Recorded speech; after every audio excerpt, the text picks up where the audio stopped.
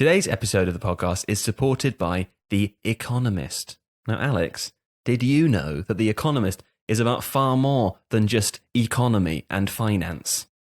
That was my working assumption. Shall I tell you what else it's about? Please. It's about world politics, business, science, technology, arts. Okay. The environment, and even sport, as if to denigrate us to the bottom of the pile. But no, the reason I actually like The Economist take on sport is because they're not a sporting publication primarily. Therefore, I find what they have to say on sport much more interesting because they come at it from all sorts of different angles. And we found something, Alex. This article says something that you've already said at me about 6 times, so I picked it out because I thought you would agree with it. I do agree with it very much. It's called Football Talent Scouts Become More Rational. Does it help readers prepare for what's going on in the world around them? No, but it explains something really very crucial about football that right. is helpful to know and think about. And I think understand. It does probably sift through the noise, though, focusing on the essential information that tells the real story. That it definitely does. That is actually true. Because the noise is all the brouhaha around, you should buy this guy because he scored one wonder goal against Colombia in the second round. And that's what this article makes very clear, is that is a stupid way of doing things. And it's about the World Cup, or at least a bit of it's about the World Cup. And The Economist has been going for over 170 years. Did you know that? Longer than the World Cup. Longer than the actual World Cup. So therefore it's better. That's how it works. Trusted source of information. Mm-hmm. Yes.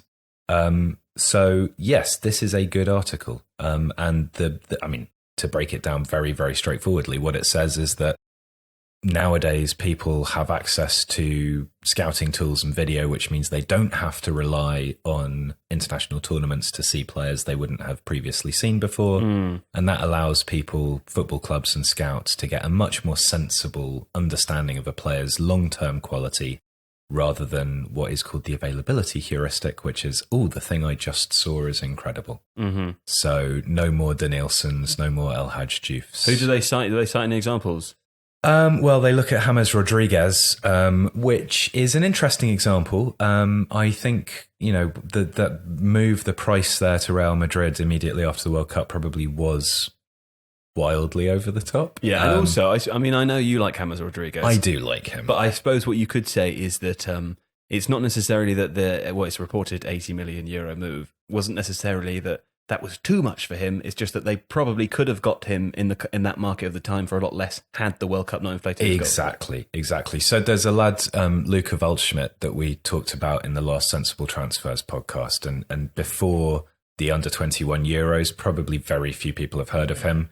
He then bursts onto the scene, and that will have literally doubled his value. Yeah. And that's what happened with James. And I think the point here is less that James is a bad player. It's more that the value that is attached to a good performance in the World Cup. I mean, there's a brilliant stat in here about the fact that a goal in a World Cup increases a player's value by 13% each time it happens, which is just bonkers, really. Yeah. That is crazy. So it's not saying that James is bad.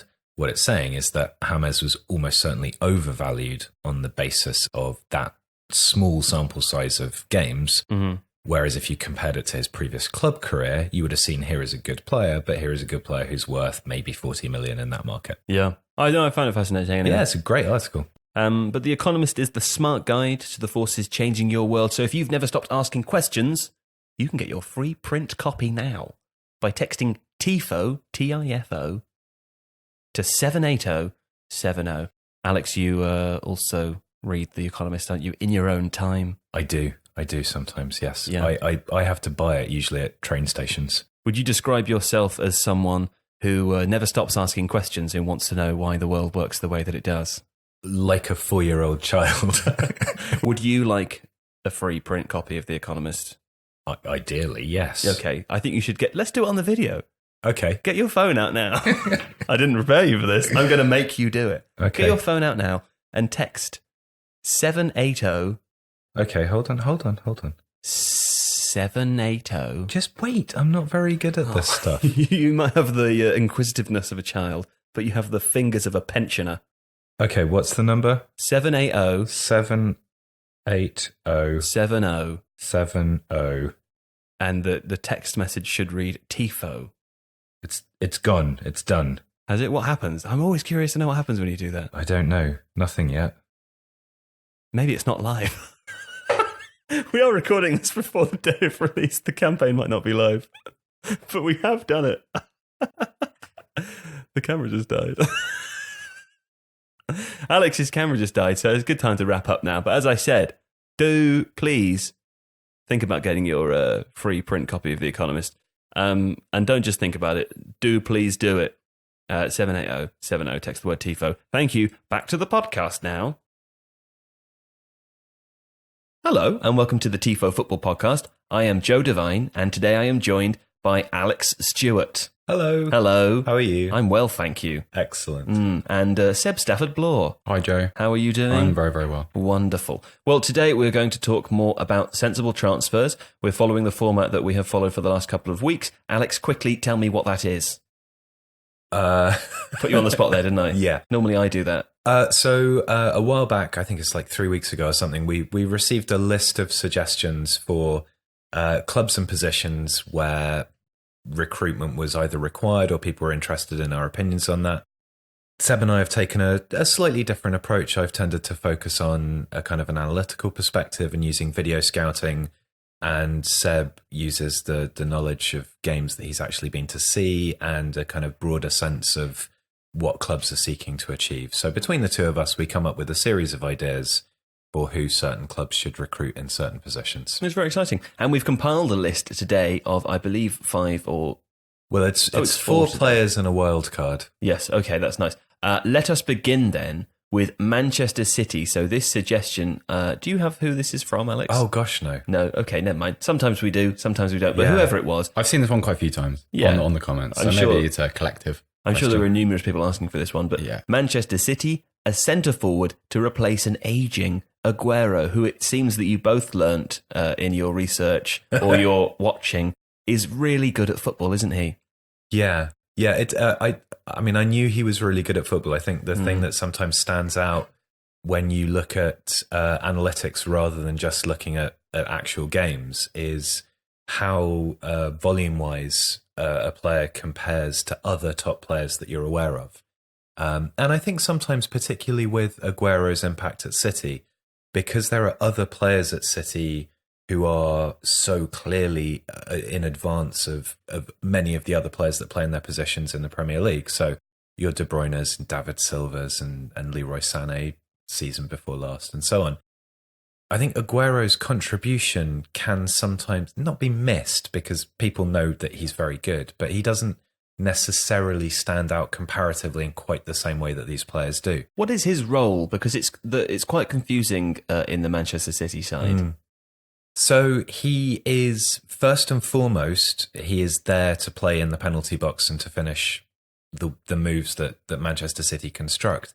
Having said that, he is also crucial to build-up play because City will have players running beyond him, particularly, say, a Raheem Sterling cutting in from the right-hand side, Sané cutting in from the left. So he's not just there to finish off stuff, although he scored, I think, over 30 goals last season. His movement and his positional ability also creates space for other players. So he's a classic kind of multifaceted striker. So presumably you want someone who can score goals but also knows when it's best to get out of the way for Raheem Sterling. Yes, in short. Yeah. Okay. That's quite a good way of putting it. You want somebody who is able to contribute to link-up play. So someone like Lewandowski 3 or 4 years ago, but not Lewandowski because he's too old now and he wouldn't leave Bayern. So a really, really tricky player. The other thing with Aguero is he is just an extraordinarily good finisher. He's got a low centre of gravity. He's physically very strong. So in pressurized situations, he's able to find angles and to maintain his physical position to be able to strike the ball under extreme pressure in the penalty area, which again is a really tricky thing to be able to do. So you're basically, I mean, essentially you're being asked to do the sort of thing that if you can do it straightforwardly, then, you know, any club would bite your hand off for that knowledge. Yeah.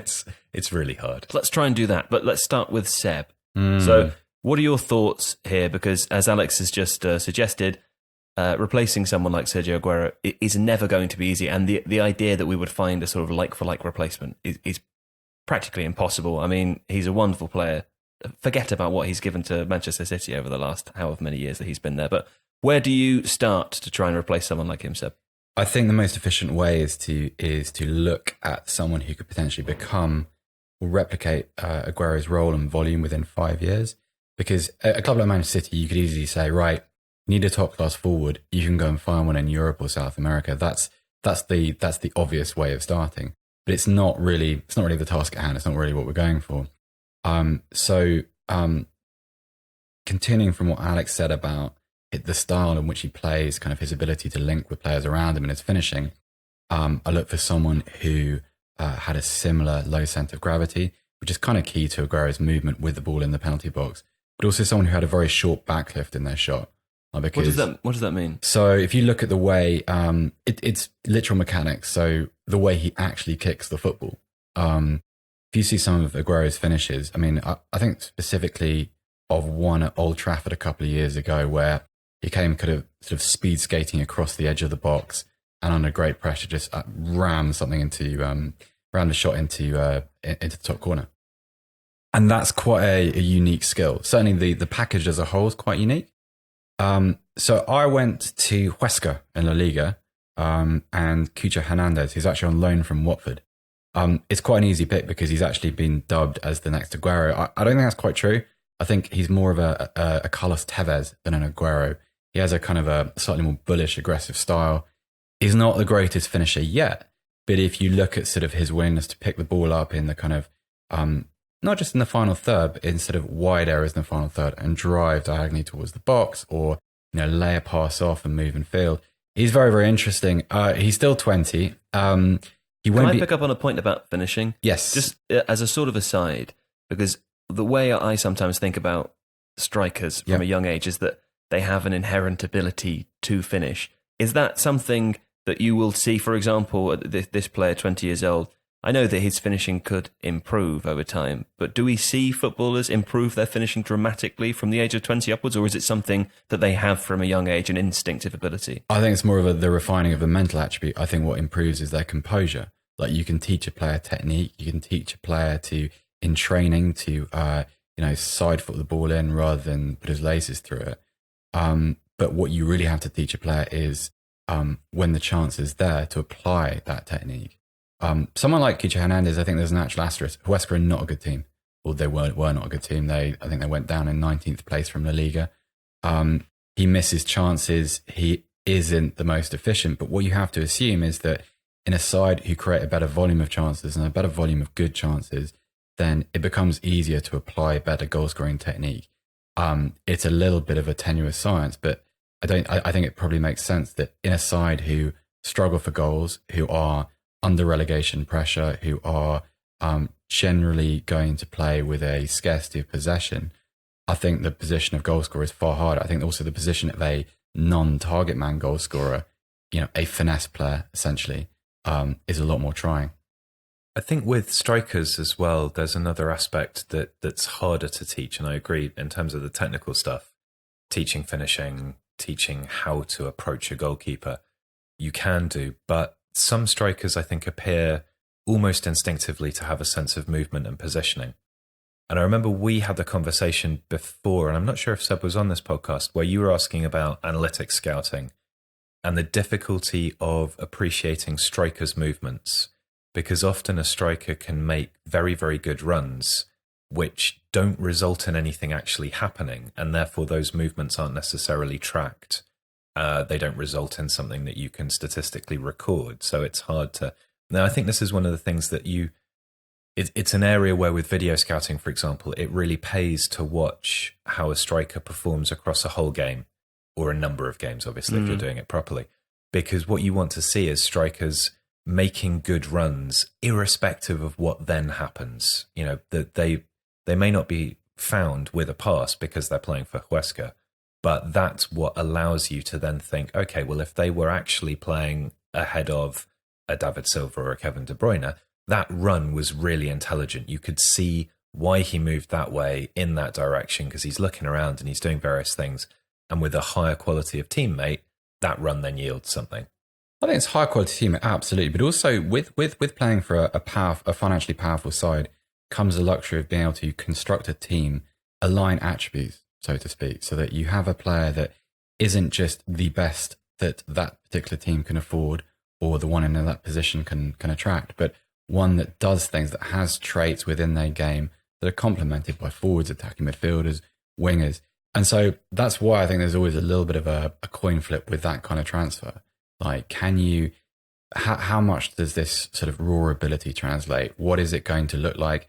How quick is the refinement process actually going to be? Because it's one thing me talking about refining technique and becoming, confident and composed in front of goal. It's quite another for that player to actually become so, because, with playing for a Manchester City comes an entirely different but equal sort of pressure. It's like instead of scoring the goals upon which you survive or are relegated, it's titles and Champions League qualifications. So I don't know whether those are equal forces, but they're similar. So yeah, it's a difficult one. You also have to wonder with a player like that, where what the dressing room feels about them and receives them, because that's a dressing room where there have been high caliber replacements recently. It's most of the transfer business that Man City has done of late has both been for serious money and also very intelligent.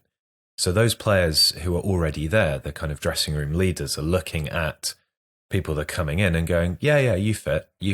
And then somebody who is maybe more of a prospect, somebody who comes in from a lower side, albeit in one of Europe's top 5 leagues, is that player going to be accepted in quite the same way? I think there's a real onus on the management and the structure away from the playing staff to ensure that those players transition well. And that's again something that can be really difficult to gauge how successful it'll be.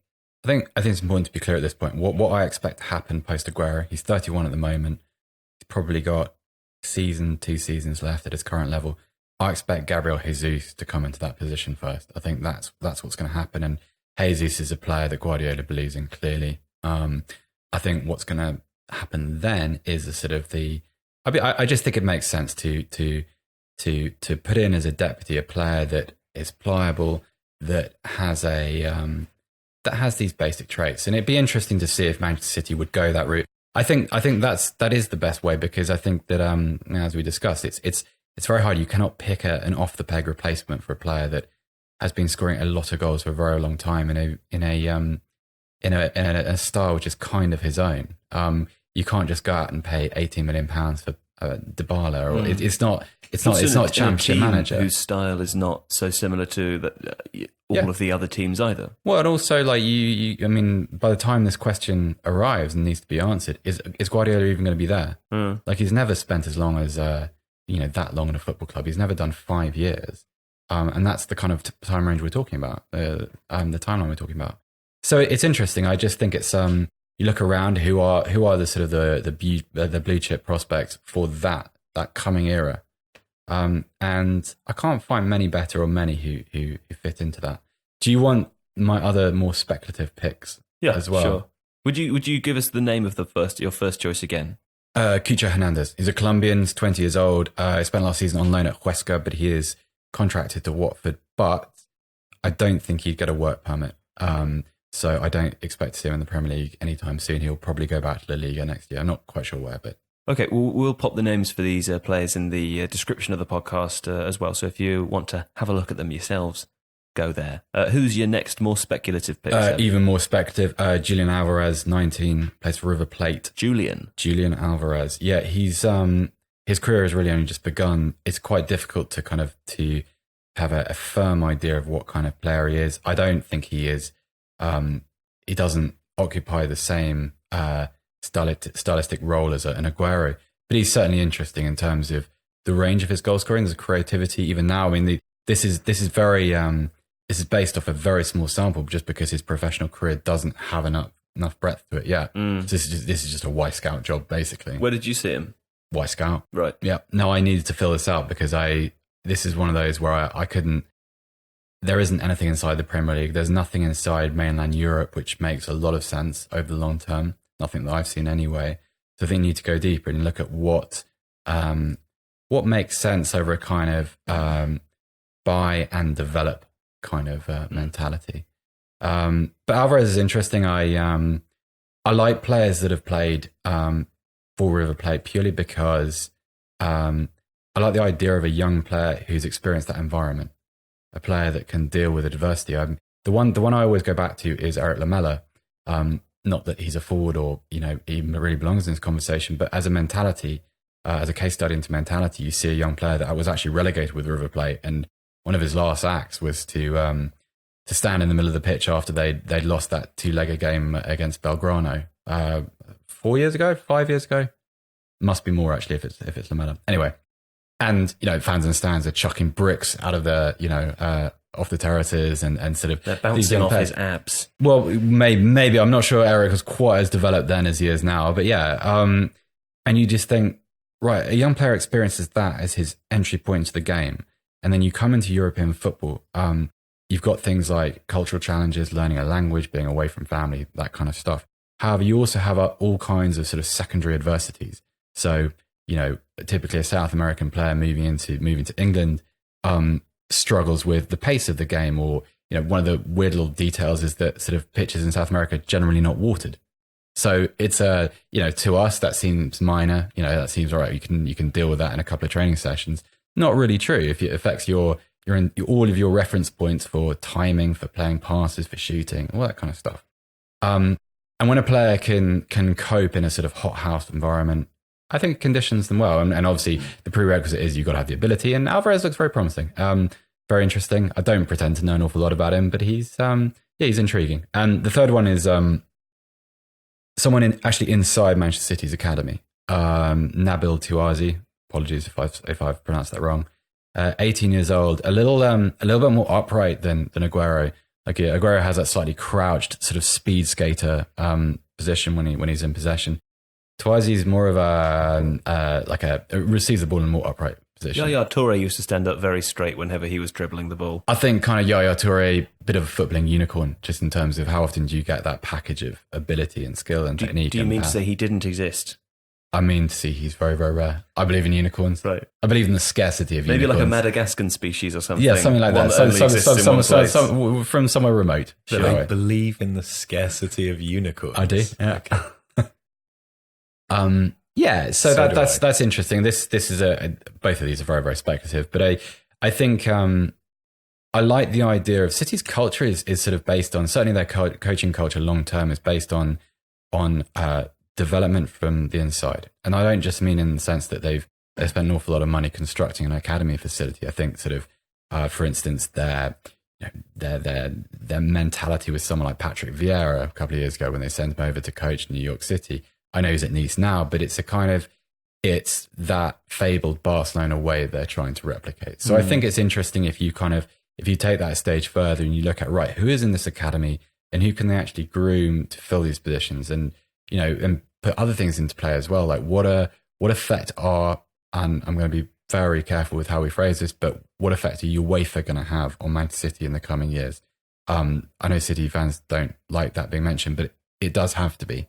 Like the days of just signing £100 million, £100 million, £100 million each summer, they might not last forever. City have the resources for them to do so, but there has to be a plan B. And so it is necessary to take stock of what actually exists in that academy and to kind of plot the pathway between academy and first team. And he looks very interesting. Also, I would say from a marketability point of view, can you think of a team that is perhaps better known or more celebrated than either Barcelona under Pep Guardiola, when those players came, or many of them came from La Masia together, or the 1999 treble win with Manchester United, again, the class of 91. I put in mid-90s Ajax in the European Cup winners, of course, but it's the same But principle. those teams last forever, don't they? And so even from a marketability point of view, if Manchester City can manage somehow to, I know that it's impossible to predict that could happen, but if they could, in 10 years' time, have a team that came from their academy, that would last forever in a way that the City team who've won the Premier League a few times in a row won't. Well, you're asking people then to invest in an idea, to emotionally invest in an idea. That's it. I mean, I think they need a Rashford.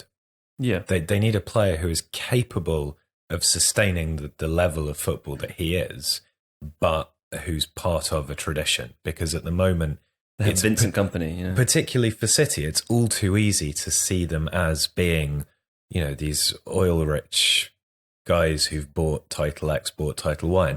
And it's not to say, I mean, I don't particularly agree with that in some regards, because I think the way they've gone about it suggests an intelligence that you can't just throw money at stuff. It doesn't work like that. Plenty of clubs have tried to do it and failed. Exactly. But at the same time, I think what they maybe do lack in terms of an overall package is a sense of not heritage overall, because obviously, there's Main Road and there's the up and down period, and a lot of City fans do set that it's an offset against what they've achieved now. It's nice to have come from something that was much more chaotic.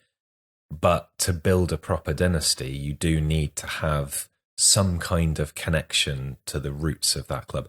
And I think that's why someone like Phil Foden's particularly important. I agree with your point about UEFA as well. I mean, it's really interesting that they've brought Angelino back from PSV, which is, yes, I mean, he's had a stellar season at PSV, but he also counts as a homegrown player. Exactly that. So, you can see little tentative moves there to try and finesse these other issues. But I do think having someone like a Marcus Rashford, but for City, would be really important. What is the City Academy called? It's just part of the complex. I mean, the whole thing is referred to as the Etihad campus. The Etihad campus, even. So you've got residential dormitories there. You've got the sort of the mini stadium, actually, where Manchester City's female sides play, but also their academy teams as well. So it's an entire thing. If you ever go to the Etihad Stadium, when you go up there by tram, it's kind of, I don't mean this in a derisory sense, but it's kind of wastelandish. There's nothing there apart from sort of infrastructure, so stadium and buildings and sort of it's very, very impressive actually. If you ever get the chance to go there, it's yeah. Okay, Alex, who are your suggestions to replace Aguero at Manchester City? So I agree with pretty much everything that Seb has said up to this point in terms of trying to find an off-the-shelf player is extremely difficult. I think there is somebody in Europe who has sort of enough about them, which is Lautauro Martinez at Inter. I think there's stylistic similarities in the way he plays. He can also play deeper. He can link. I think there's... What's his name again? Lautauro Martinez. Okay. I can't remember where he came from, but he was a Football Manager wonder kid. So he's one of the ones that explains how you know. Inter Milan are kind of pegging their future on him because by all accounts, Mauro Icardi is available to leave. They can't find a home for Icardi, but they want to go with. I mean, I wouldn't Martinez. Touch Icardi with a barge pole. Why not? Off the field stuff. He's really, yeah. He's. I mean, he's got the sort of the personality of an open grave, but also. Jesus. What is the personality of an open? No, he's just a very difficult person. He's also he's got a history of falling out with his own supporters, being difficult at the club. He was stripped of the captaincy last season. He's also, I think, he's still managed by his wife or partner, Wanda. And there's a hint of the Mrs. Rabiot about her as well, and the way that she handles. The Mrs. Rabiot reference has gone over my head as well. So Adrian Rabiot's mum, who is a little bit feisty with her dealings with clubs for a protective of her son. She should be, I would say. Yeah, I'd have thought so. But it's difficult. Let's call it baggage. Yeah, okay. Yeah. Speaking of baggage, just on a slight tangent here, I don't know if either of you have seen it, but I watched the Diego Maradona documentary the other day. I haven't seen it, so no. Don't. Well, I mean, I don't think there are any spoilers because it's already happened. But I did think, what a sad story. I thought also it's a very, we've come a long way since then, but it's a funny reflection of how to deal with a drug addict who's... there's a great bit where it talks about him when he was at Napoli, using an awful lot of drugs as of immediately after the game is finished on a Sunday and going on a bender until Wednesday, taking enough drugs that a doctor says it would be very difficult for someone to then just abruptly stop. But he would do that on Wednesday and he would train until Sunday, play the game and then start again. And, the idea being that football was the only thing that he loved more than he loved drugs. And the idea that you would punish a drug addict by taking football away from him, I just thought was a really stupid idea. Lovely film. Lautaro Martinez. Yeah. Very sad. Well, the connection, isn't Aguero married to his daughter? I think so. Yeah. Separated. Separated. Yeah, they're separated. Ah, well, everyone is these days. I think I might not be correct with this, but I don't think I think Aguero's ex-wife and child still live in Argentina, and they have joint custody of the child. And Aguero lives by himself in Manchester. This turned up in City's All or Nothing documentary last year. He lives by himself, and he seems to live a fairly lonely existence. But he's certainly separated, if not divorced, from his child's mother. Well, that sounds very sad, doesn't it? Doesn't it sound sad? How do we replace him in his job? I'm going to try and... How do we take away what he has now and give it to someone else? Well, maybe he'd be happier going back to Argentina. Maybe. Anyway. I hope so. So, yeah, Lautauro Martinez, I mean, he's not a secret. He's pretty well known. He's been playing for Argentina at the Copa America. He's very good. I think Inter... They don't need to be secrets, by the way. Well, no, I know. Yeah. But I think Inter, there will be a price at which they are prepared to sell him. I know Barcelona are apparently sniffing around as well. So he's one. As a slightly more punty option, who I like and maybe hasn't quite fulfilled his potential yet, but also from Serie A, is Arcadius Milich, who is... What a fantastic name. So he's a rather strapping Polish lad. Is he a children's magical character? No, he's a footballer. Okay, Joe. sorry, I've got confused again. Injury history, Alex? I mean... he's like, don't get me wrong, he's not ideal, but there are aspects to what he does that are quite difficult to see in other players. So he has an ability to link and drop off where you almost think he can play as a number 10 just as a number 10. And indeed, Poland have used him as a number 10 playing off Robert Lewandowski. At the same time, what he does have is an ability to finish really tricky, particularly tight, close chances where he's under immense physical pressure. Partly because he's a big lad, but also he just, I don't know, he just has this ability to kind of twist and contort his body into strange shapes and score goals where you think there's no way that, because of where the defenders are, that he can get a shot in. So I quite like him. Is he a long-term thing? No. Is he a particularly likely transfer? No. But there are, if you're looking to sort of build aspects of the kind of player that Aguero is, there are some similarities there that will probably annoy some people. My last one is actually an Atletico Madrid under-18 player called Sergio Camello. Camello? Yes. Hello. Who, I'm sorry, I know I adjusted my position in relation to the microphone. That's there. fine. Okay. Please don't reveal the inattentions of the Tifo Football There podcast. are no inattentions, man. So he's played, I think, I made a note of this. Yeah, he played one La Liga game. He scored a goal against Levante. I love that you had to look at your notes to remember he played one game. Well, because, I was expecting you to say 2.4. Well, okay. All right, fine. 5.63 touches per 90, 3.75 shots per 90. Hold on. Let me just check my notes. I have 2 pairs of shoes on. Sorry, you don't. Carry you on. have 1 pair of shoes on. Oh, I've buggered that up, haven't I? Anywho, he literally couldn't have picked anything worse as an example. Me, not you. No one has ever mugged themselves up more spectacularly than that on a podcast. That was terrific. That was good, wasn't it? I'm not going to wax lyrical about this lad, but anyway, he looks really good. There are Camello. Yeah, there are some physical similarities to the way he runs, the way the sort of low back lift. He's a kind of bustling presence. He tracks back. He works really hard defensively as well. He's not great defensively, but then which strikers are? Don't they always tell you to lift your head up, though, and stand straight when you're running? I know what you mean when you talk about Sergio Aguero's run, but what is the benefit of... No, I don't. I don't mean he runs with his head down. I mean, there's a combative quality to the way he runs. Like Alexis Sanchez. Yeah, I mean, Sanchez isn't the dumbest pick to replace an Aguero type player. If Sanchez was 2 years further back in time, I mean, they tried, didn't they? Did they? I believe they did. I mean, the rumor was that when he went to United, not for the sake of replacing Aguero, they just wanted him as a supplement. Just wanted him. Yeah. Okay, yeah.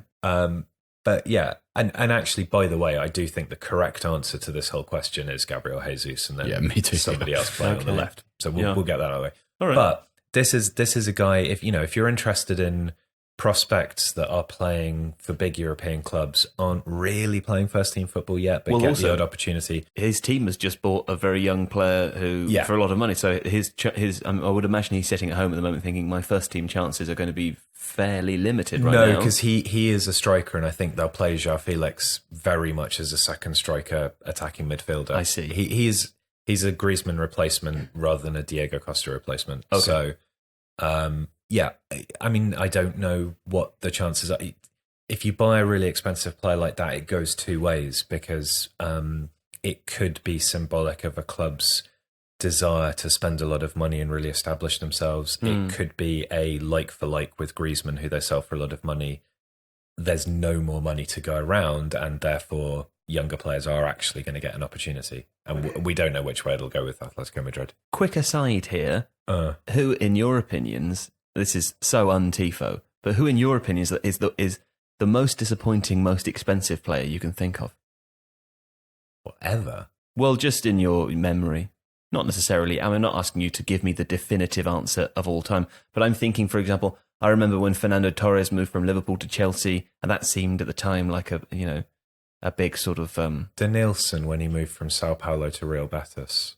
Okay. Yeah, Marcelo Gallardo, when I think he went to Paris Saint-Germain, I think. Right. But I remember Gallardo being one of those guys that sort of on Championship Manager 94, 95, 95, 96, that kind of, just in your mind was this perfect South American number 10. And I can't remember the fee that they spent on bringing him over, but he wasn't now manager of River Plate, Marcelo Gallardo, and their joint most successful ever already. So his fan is calling, but this was a entirely superficial love, because he looks how you wanted that kind of player to look, and right. It was that was very disappointing. De Nielsen's one because I heard of his transfer fee before I knew the player, and therefore you imagine this impossibly gifted footballer. Others, I'm not sure. Ibrahimovic at Barcelona, maybe, because I was naive. I thought there'd be some kind of reinvention of his abilities, and that he would be less resistant to Guardiola than he ultimately was, and that the ensuing spectacle would be something really worth watching. And no, it wasn't. That you're bringing up Guardiola again reminds me of something that I think is a really interesting point to consider when we're talking about this sort of thing. Like you said, Guardiola has never been at a club for this. Well, I mean, I think this will become the longest season, longest reign after this season. Yeah. So I think, as I said before, I think City have been a really smart club in terms of how they conduct their business. It would be very interesting to know, and obviously we're not going to know, but what sort of, either is Guardiola going to stay for longer than he's ever done before? If he's not, is there succession planning? Because maybe Mikel Arteta is the closest you come to a kind of a young coach who's working closely or has worked closely with him. But, it's not like there's a kind of a school of Guardiola in the same way that some other big coaches have disciples in quite the same fashion. City, I think, probably are big enough and clever enough to be thinking about future acquisitions with a potential future manager in mind, or maybe having a nice kind of smorgasbord of different types of players to fit different stuff. So I think there are some really interesting questions, and it may be that one of the ways we can start to discern City's future direction is by looking at the sort of players they're starting to bring in over the next season or two. So I think that could give an indication of the kind of manager that they might be looking for in the future. Okay, that's Manchester City. Next up is Roma, and a central midfielder, please, Seb. Okay, so obviously the variable here is Fonseca arriving at Roma.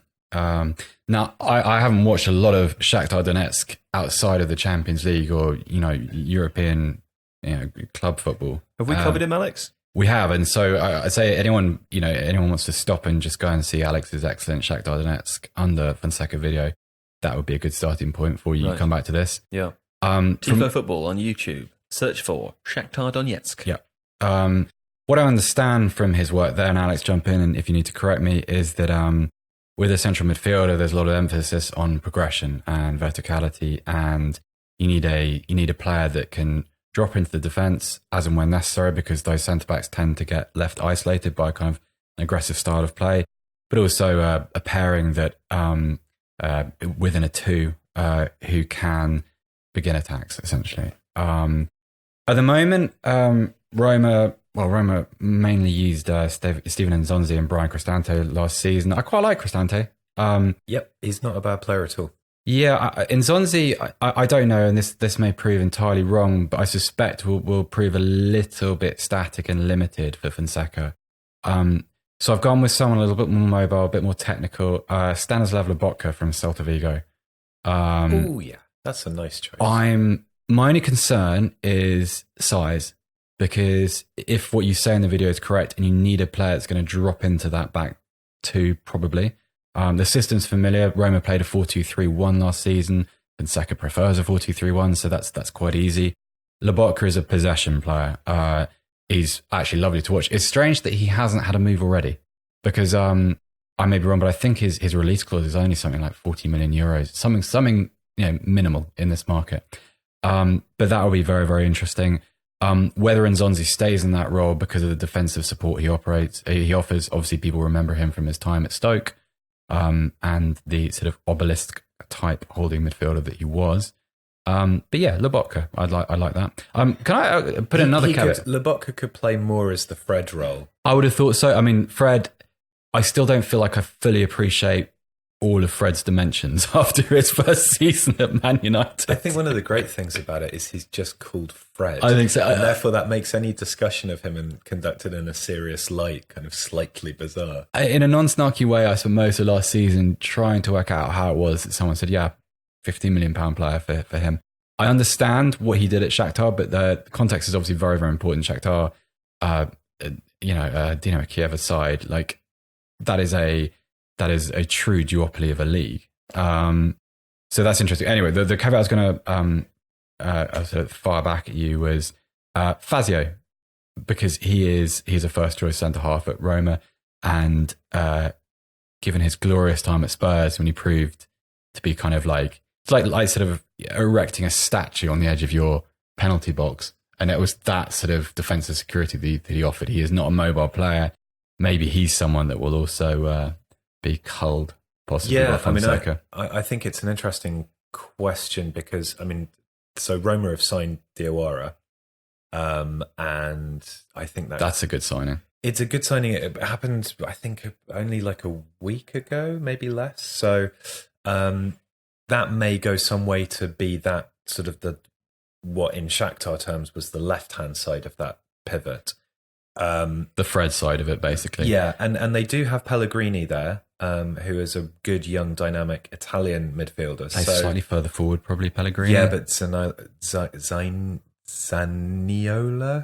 The one whose name I can't pronounce. I think he's leaving. Well, he might be, but they might have... Kind of hoping he's on his way to Spurs. Oh, to Spurs. Yeah, sure. Don't step on the dream. So I think actually if I were Roma, if I were Fonseca, I would be looking at defensive cover rather than a midfielder. However, just one name I would chuck out is Jose Cifuentes, who is the Ecuadorian who everyone's been hugely excited about off the back of the World Cup performances. And the reason I say this, and I know this is a Luca Waldschmidt, where Seb has this kind of reticence to bring up players who've recently done well in youth tournaments because it makes it sound like we're just jumping on bandwagons. But in terms of occupying the Fred sort of role, Cifuentes is actually a really good shout for that because he drops very deep. He can screen defensively. He's got a very, very metronomic, tidy range of passing, but he has the ability to carry the ball and drive forwards. The difficulty with a player like that is that he's playing in the Ecuadorian top league for América de Quito, which is clearly not the most competitive thing. So really, it's one of those few instances where a youth competition, an international competition, is the first time you really get to see him against top-class opposition. He would be a great player, I think. I believe that he's been linked with Celtic. He's been linked with Man City. I can't see any way on God's earth he'd get a work permit. So that's why I think if you're a Spanish club or an Italian club, he would suit that style of deep build-up, and then progressive passing that clubs in those leagues like. So I think he would be great. He's the kind of person you could probably hoover up for not a huge amount of money either, if you're more likely to give him first team football than someone like Man City would. Okay. So that's what I would go for. In terms of Fred, I think there was a Brazilian at Shakhtar fallacy going on there, which was that a number of other players had made that transformation successfully and gone on and done well, particularly Julian. I do think he's a very good player, but I think he's a very good player within a particular sort of system. It wouldn't surprise me, actually, if Roma came in for him. Did he play alongside Stepanenko? I can't remember Stepanenko's first name. Taras Stepanenko, that's the one. yes. Yeah. Okay. Who actually is kind of a converted centre-back. Yeah. And Shakhtar have had enough. I mean, who was that funny one who ended up at Barcelona for a little bit? Dmitry Cherisenko or something? Chigrinsky. Yeah. Chigrinsky. And he could play as a sort of screening midfielder as well as a centre-back. He was a ball player. Like his kind of meal ticket was, he had a lovely left foot and a nice range of passing, but obviously kind of, playing 40, 50-yard diagonals was kind of anathema to what Barcelona wanted to do, and it could never quite be coached out of him when he got to Spain. Good player, though. Very good player. Are we done with Roma? I think we're done with Roma. You're keen to move on, I see. I'd like to move on because I'm excited about the next one also, as I have been excited about all of them. Just a reminder, you can see the names for these players in the description below the podcast, because Alex and Seb are going to give them to me immediately after we finish, aren't you? Just, I say that now. Apparently so. Forget? Yes. Great. Okay. Superb. Wonderful. Also, please subscribe to this podcast. If you are watching us on YouTube, consider finding the audio version on your preferred podcast downloading app. Would you encourage people to do both? I would encourage people to do both. I would encourage people to just leave the house for work and leave YouTube on to watch through the whole of the YouTube video. It would make our watch time statistics wonderful. Please do that. Think about us all the time. Also, if you leave a rating and a review, it genuinely does help other people find us. So if you want to spread the word about Tifo, evangelize, my friends. And we move on now to Everton and a centre forward. And Alex, let us begin with you. Now explain to me why Everton need a centre forward and what one that should be. Okay. They need a centre forward because I think Everton are in a kind of, I suppose, a certain progression that they, they're on our list, by the way, aren't they? They are on our list. They are, and I don't mean any offence to Everton by this, but they are the smallest team in all terms on the list. Yeah, I'm right? sure no Everton fans will be offended by that. What I mean is to say they are included with lofty. Yeah. The point I'm making. I don't feel this is good for the watch time. What I'm trying to say is that below the top 6 or the top 2 or the top 2 in the leagues that we are doing, Everton is the only choice of club that we have selected that is not part within the sort of championship elite level. Yeah, and that's because it's an interesting time to talk about Everton, isn't it? That's a better way to say that, isn't it? Yeah.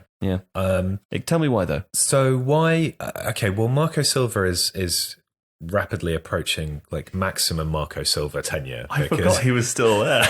Well, because he never ever stays at clubs for very long. But I think there are the beginnings of an interesting side there. I think they've got a couple of younger players. I believe John Joe Kenny's going out on loan, which I think is actually already gone. Disappointing to me. I would have kept him around, but there are some good players there. I think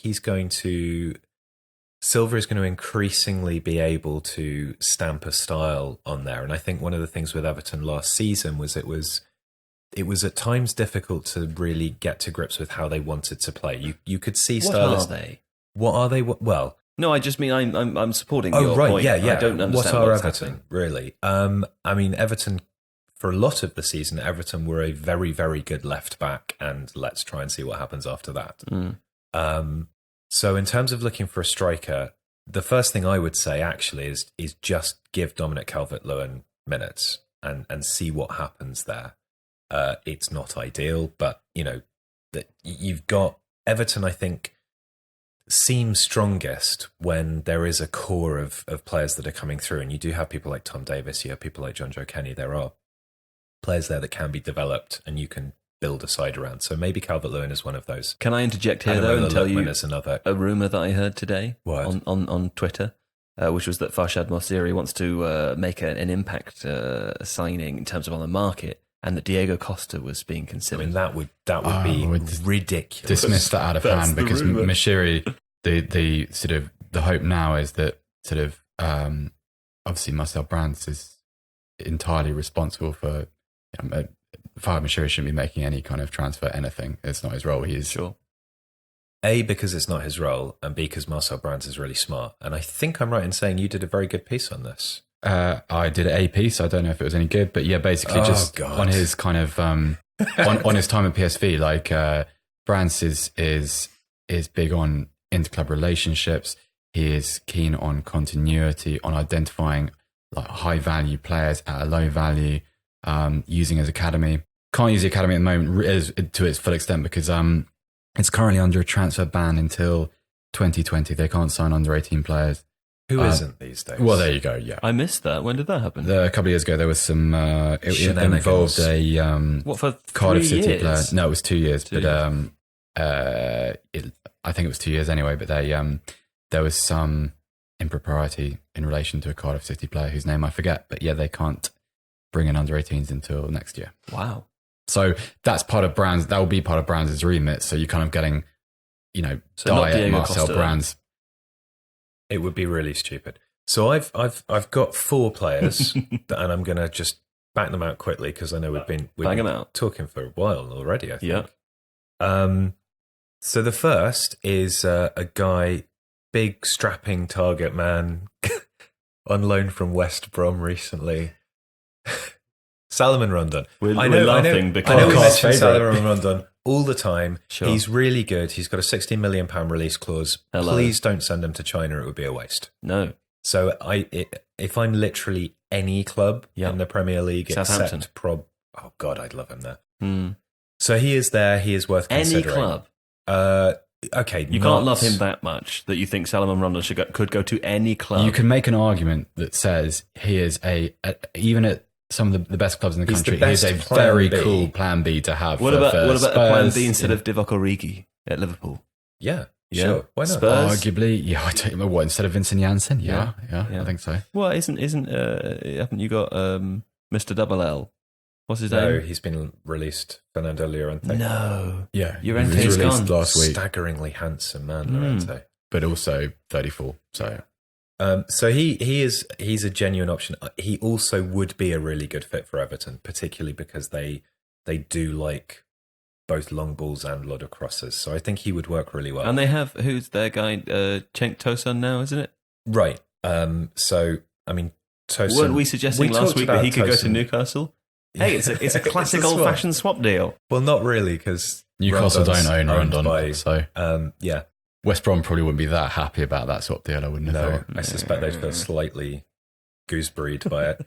It's the modern world. Other options. If you want to develop a style of play that is more vertical, less reliant on crosses, pick up a player who has excelled at a level below and is really good at chasing through balls, good finisher, I would go for Neal Maupay at Brentford, who I really like.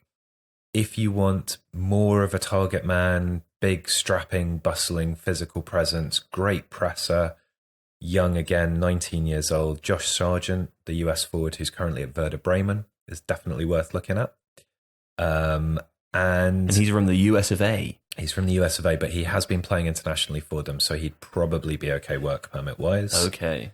They like the Americans. They let them all in. Slightly out there shout, lastly, is a guy called... I'm just going to ignore you when you do that. No, I'm just trying to stir it up a little. Is a guy called... Let's talk about immigration. Oh, we talked about America before. No, don't bring that up. No, I can't say that on here. Clément Dupré. Dupré?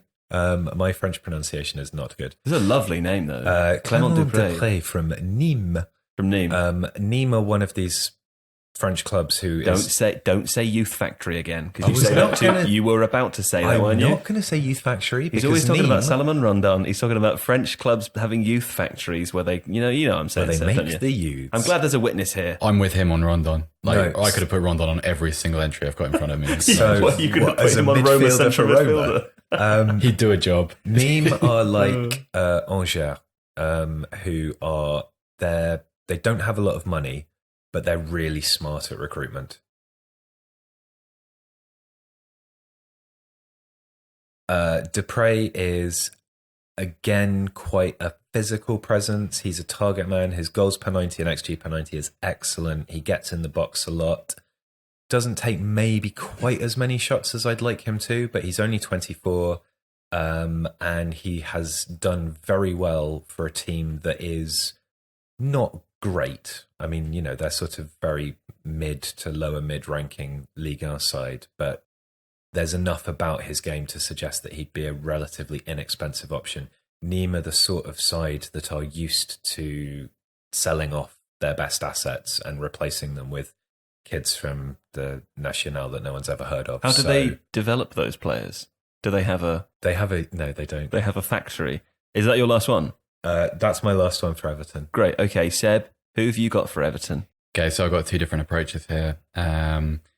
You can go down the target man route, or you can look at what is already in place at Everton. So that kind of like triangle of Sigurdsson, Richarlison, Bernard at the top of the pitch, and put in a sort of almost like a continuity player who can score goals. Not a focal point, but someone who is, can become almost like a just Tosin. Anyway, £35 million, Wissam Ben Yedder from Seville. There were lots of rumours about Man United in for him. This is the thing. It's like I don't like him at Man United because I think if you put him at Man United, you expose he's not a player that's he's not a player that's going to win you a championship.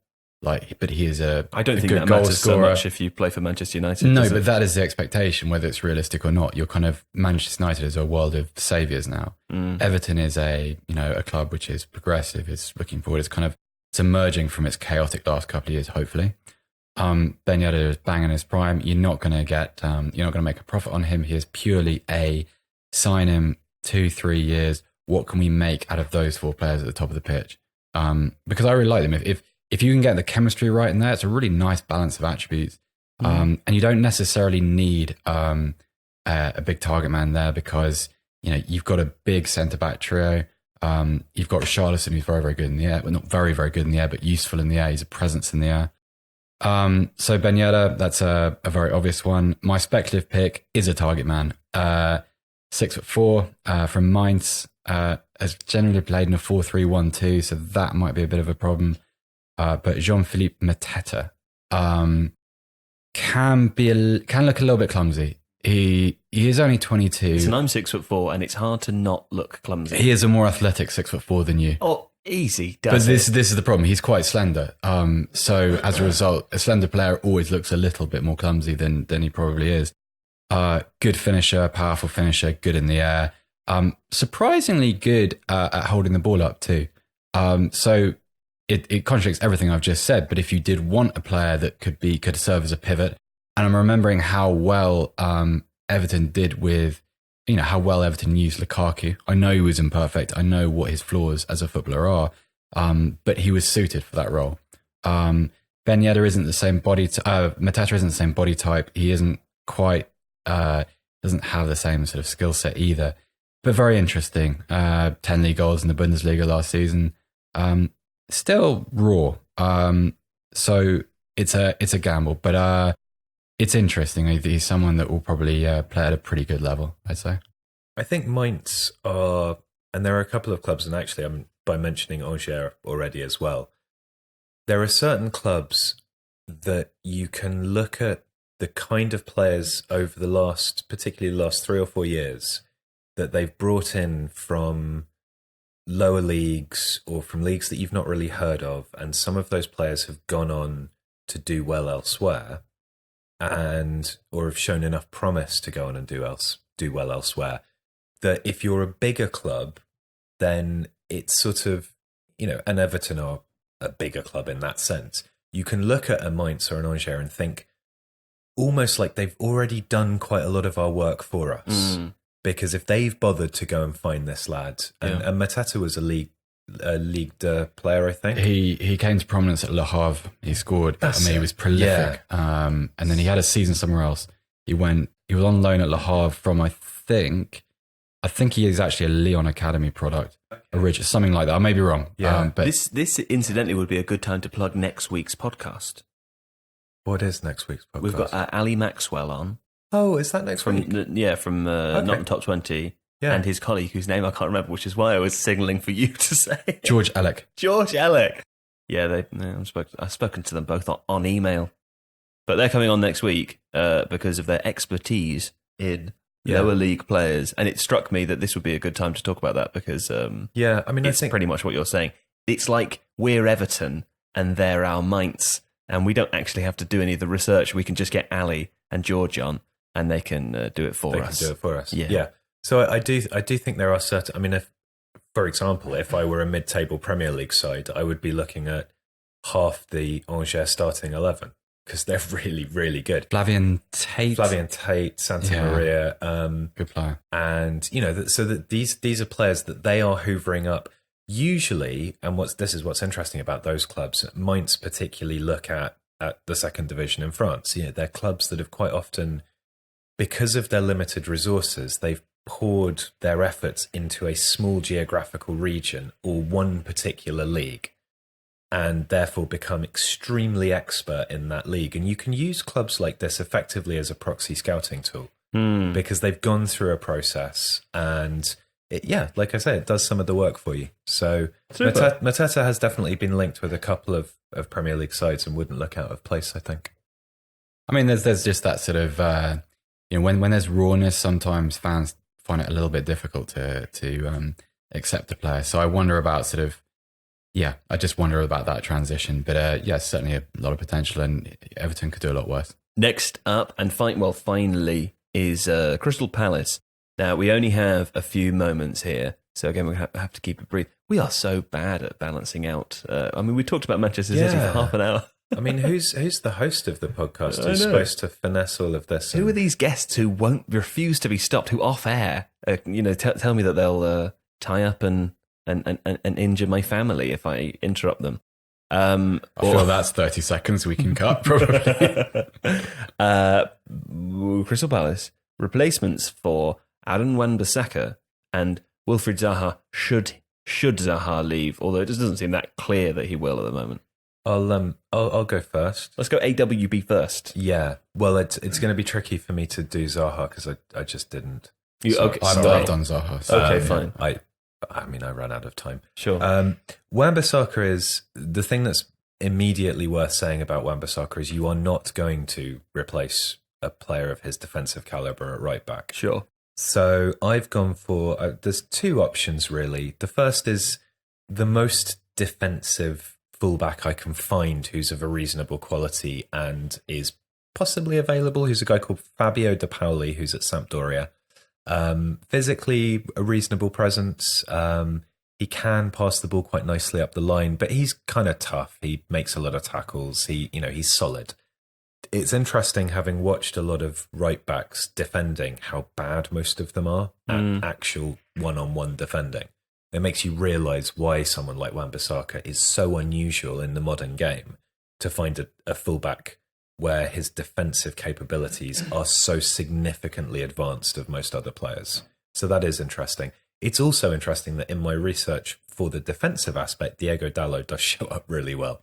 So, maybe if he's available to somebody. A much more attacking version. They said they were going to let him go, didn't they? Well, I think that's really stupid. There was an outcry over. This is a conversation for another time. No, sure, but it's indicative of a. We'll talk about it another time. We'll talk about it another time. They're idiots. Then there's a guy, Alexis C Lamarcus, who is at Anderlecht, who is only 20. Defensively, nowhere near Wan-Bissaka's caliber, but is one of the most exciting, in my opinion, attacking right backs in European football outside the top leagues at the moment. And the reason I chuck him in is because if Palace do lose Zaha as well, then they're going to need to replicate that kind of dynamism, attacking ability, crossing ability on the right-hand flank. And I think he could do that. I think he'd probably be pretty cheap as well. He's a player who looks like a real prospect and is probably fairly under the radar because Anderlecht are not, they're not a massive side. They did have a reputation a couple of years ago with the kind of Tielemans, Dennis Praet, Dundonker. But Dendonker. People have sort of slightly... That guy was great. Still is. He was the Still is marauding great. winger, Still is. wasn't he? No, he's a very midfielder. much a defensive midfielder. Who am I thinking of? Who was the Netherlands winger? No, well, Dendonker's Belgian. So yeah, if Palace want to reinvest a sliver of their funds, but also change their style, become more attacking, more dynamic down that right hand flank, Alexis C Lamarcus at Anderlecht, go buy him. Okay. I've made a few differences within my picks because a couple of things about Palace. They need to be slightly more attacking. They're a very back-foot side that rely on the pace of Andros Townsend and Wilfried Zaha, one of whom they might lose. They're also a very old squad. The only player who regularly plays in that squad who's under the age of 25 is Max Meyer, and that's one of the imperatives this summer is to adjust that dynamic. So, first fullback, Paul Lirola from Sassuolo. Not like Wan-Bissaka stylistically at all. He is more of an attacking fullback. Good height though. I think that's an important thing when replacing Wan-Bissaka. You got to compensate for what you're losing when you're defending set pieces. So get that in there. The other one, very obvious one, it will have occurred to just about everybody, Rhys James, Chelsea's Rhys James, who spent last season on loan at Wigan, probably the best fullback prospect in the country for my money. Wigan's player of the season last year. I think Palace are actually linked with him on loan, possibly. So that's an interesting one. The Wilfried Zaha question, I don't personally think he will leave, or I don't think he's going to Arsenal because I don't think Arsenal can afford him. But I don't believe you can replace him with one player because he most of last season he really played as a centre forward with Andros Townsend. But whilst playing as a centre forward, he also kind of covers the role of sort of inverted left-sided forward winger, whatever you want to call it. He very much operates on that side of the pitch. So we've got two players that you could probably, you could easily afford for what you receive for Zaha. One is, Alex mentioned him earlier, Neal Maupay from Brentford. I think he's an excellent player, waiting to be a Premier League player. Actually, Shea Adams would have been a very nice addition before he went to Southampton. That would have made some sense. I'm excited about him. Yeah, I think you should be. But my wide player is Oussama Idrissi from AZ Alkmaar. Not really comparable to Zaha in terms of final product, but has a very skillful player, has a very useful change of pace. He's the kind of player that sort of, can shimmy. He's got a sort of big bag of tricks, but he can accelerate very, very quickly over a short number of yards. I don't know. He's one of those Eredivisie players that you could imagine going one of two ways, like either being a revelation in a higher league or being an absolute bust. So it's obviously a gamble, but then that's the reality. If you're going to replace someone like Zaha, you're going to have to take a risk because Palace just can't go out and buy a player that replaces someone of that ability. It's just, that's not how the game works. Sadly, it's unfair, but the reality nonetheless. So he's interesting because plays in the same area, has a few of the same tendencies actually in terms of, how long it keeps the ball, how quickly how quickly he doesn't release it. He's a clear counter-attacking threat. And he's also just 23, which is nice, which is kind of serve as our broader purpose too. Okay, great. We did have one more thing, which I don't think we have time to cover now, which was suggesting a sporting director or a director of football for Manchester United. Maybe we'll come back to do that. In fact, it strikes me that we could almost certainly do a whole podcast on that. Well, I was going to say perhaps we should towards the end of the summer because... that's a big old topic, that, I think. As people know who'll be watching YouTube videos at the moment, 1 or 2 videos a week are in the sensible transfer format where we take a club and do a whole video about them. We've got a list. You might be able to see just behind Seb's head there, some of them. We've mentioned Everton will be on them before as well. But we did Manchester United quite early on in that list, before much of their transfer business was completed, before the Wan-Bissaka transfer had even happened, I think. So maybe it would make sense for us to return to them at the end of the summer and do a podcast in which we can talk about that as well. But Seb, thank you very much. Thank you, Joe. Alex, thank you. Thank you, Joe. Hope you enjoyed listening to today's episode, and we will be back next week with the guys from Not the Top 20. Come and listen to that. Thank you. Goodbye.